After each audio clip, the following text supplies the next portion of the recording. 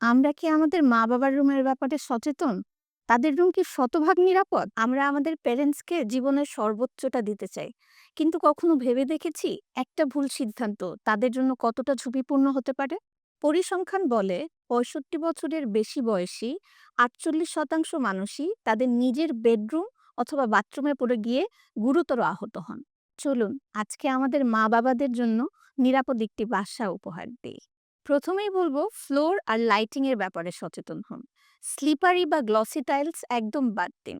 ব্যবহার করতে হবে high grip anti slip tiles, যার রেজিস্ট্যান্স রেটিং কমপক্ষে R10।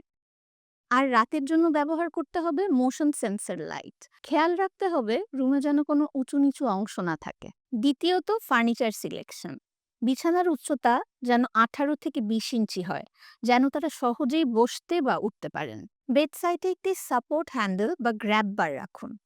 আর আসবাবপত্রের কর্নারগুলো যেন ধারালো না হয় সেদিকে খেয়াল রাখতে হবে।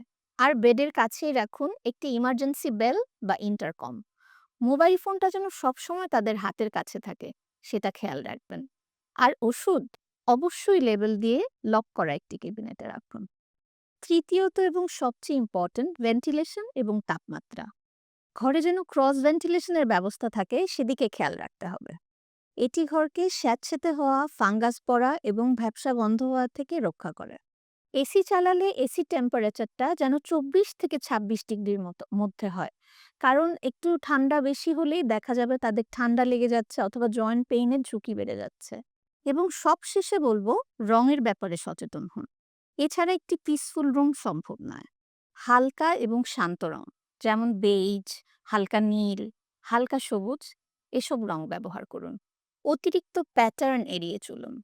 আর ঘর গুছিয়ে রাখতে পর্যাপ্ত স্টোরেজের ব্যবস্থা করুন।